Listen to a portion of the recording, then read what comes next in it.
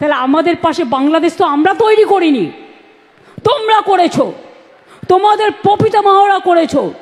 আমাদের ভাষা যদি এক হয় আমরা কি করতে পারি? আমরা কি করতে পারি? বাংলা ভাষা সারা পৃথিবীতে ৫ম স্থানে আছে এবং সারা এশিয়াতে ২য় নম্বর স্থানে আছে। Bangla international language. স্বাধীনতা আন্দোলনের পর যখন দেশ ভাগ হয়েছিল আপনারা কি করেছিলেন? ভারত ভাগ করতে গিয়ে বাংলাকে ভাগ করেছিলেন আর পাঞ্জাবকে ভাগ করেছিলেন। তার কারণ চলে যান আন্দামান সেলুলার জেলে। আমি রেপ্লিকা তুলে নিয়ে এসেছি আলিপুর মিউজিয়ামে।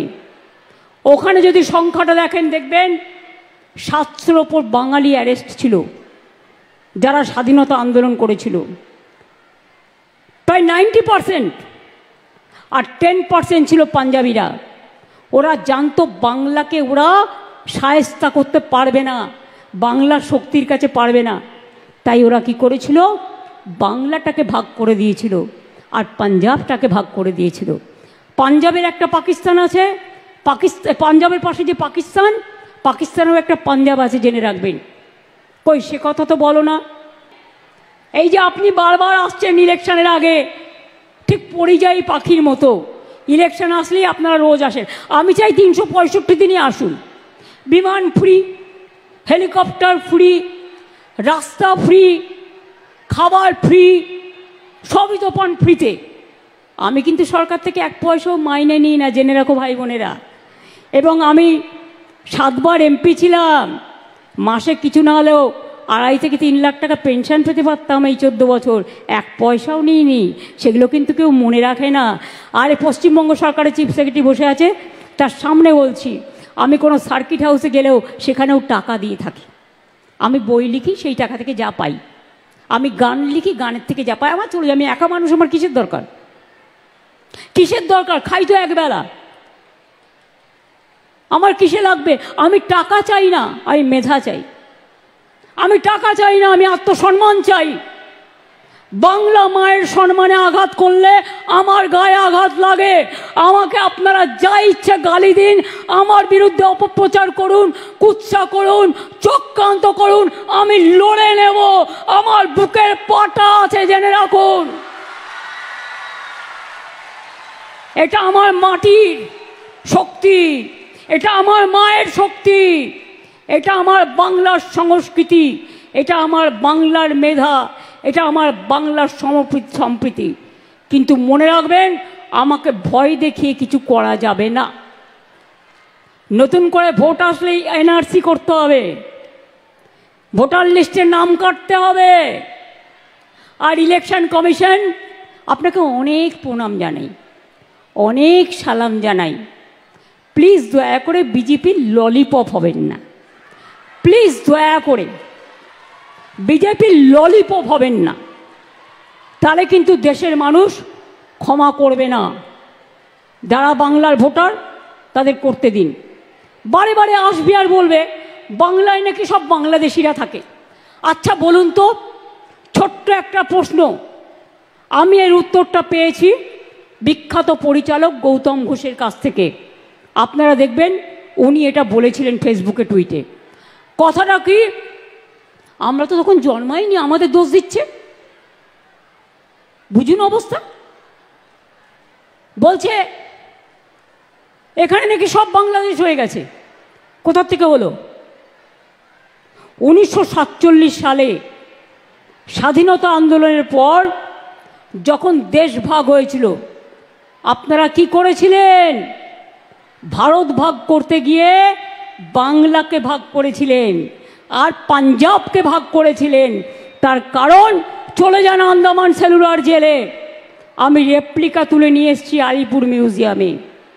ওখানে যদি সংখ্যাটা দেখেন দেখবেন ৭০০-র ওপর বাঙালি অ্যারেস্ট ছিল যারা স্বাধীনতা আন্দোলন করেছিল, প্রায় 90%।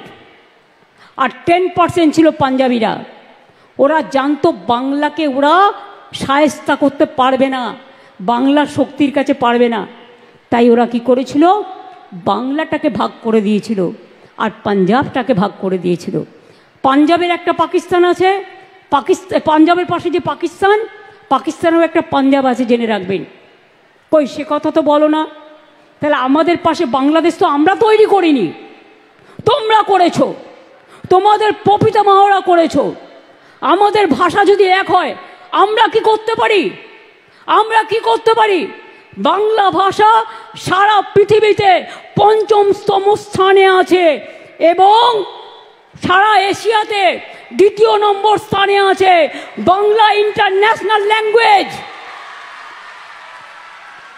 বাংলা ভাষায় কথা বললেই হোটেলে ঢুকতে দেবে না, বাংলা ভাষায় কথা বললেই কাজ করতে দেবে না, বাংলা ভাষায় কথা বললেই ছাত্রছাত্রীদের পড়তে দেবে না। বাংলা ভাষা তো বলবোই, বাংলা ভাষা, অন্যান্য ভাষাও বলবো, কেউ তো আপত্তি করেনি, সব ভাষাকে সম্মান করি। তো বাংলা ভাষা বলবো না কেন? তোমাদের মাথায় কি মগধের মরুভূমি আছে? ওদের মাথায় হচ্ছে মগধের মরুভূমি আছে। ওটা হ্যাঁ বলে না, শুধু না বলে। বাংলাকে সহ্যই করতে পারে না, বাংলা দেখলে তরবর করে জ্বলে। ওই বলে না লুচির মতো ফোলে, দেখলেই গা জ্বলে আর হিংসায় লুচির মতো ফোলে বাংলাকে দেখলেই। আরে বাংলা ভাষায় রবীন্দ্রনাথ ঠাকুর কোন ভাষায় কথা বলেছেন? দুটো জাতীয় সঙ্গীত এখানকার বাংলাদেশেরও ছিল, এখন কি আছে আমি জানি না। বন্দে মাতরম ন্যাশনাল সং কে লিখেছিলেন? বঙ্কিমচন্দ্র চট্টোপাধ্যায়। জন্ম কোথায়? বাংলায়। জয় হিন্দ স্লোগান কার? নেতাজি সুভাষচন্দ্র বোস।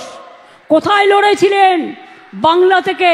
সেই যে হারিয়ে গেল, আমরা তার জন্মদিনটা জানি, তার মৃত্যুদিনটা আজ পর্যন্ত আমরা কেউ জানি না। দেশবন্ধু কোন ভাষায় কথা বলতেন? ক্ষুদিরাম যখন গলায় ফাঁসি পড়েছিল, একবার বিদায় দে মা ঘুরে আসি, হাসি হাসি পড়ব ফাঁসি, দেখবে ভারতবাসী। ভাষাটা কি ছিল মশাইরা? মহাশয়দের জিজ্ঞেস করুন, হিন্দু না ওরা মুসলিম? ওই জিজ্ঞাসে কোনজন? কান্ডারি বলো ডুবিছে মানুষ, সন্তান মোর মার। কে মানুষটি? বিদ্রোহী কবি নজরুল ইসলাম। তার জন্মস্থান কোথায়? আপনাদের বর্ধমান জেলায় চুরুলিয়া গ্রামে। ফাঁসির মঞ্চে গেয়ে গেল যারা জীবনেরও জয়গান, ৮০ লক্ষে দাঁড়াইছে তারা, দিবে কোন বলিদান? কে লিখেছিলেন? নজরুল লিখেছিলেন। সারে জাহাঁ সে আচ্ছা হিন্দুস্তান হামারা। কে লিখেছিলেন? ইকবাল লিখেছিলেন। বাংলার অবদানের কথা ভুলবেন না।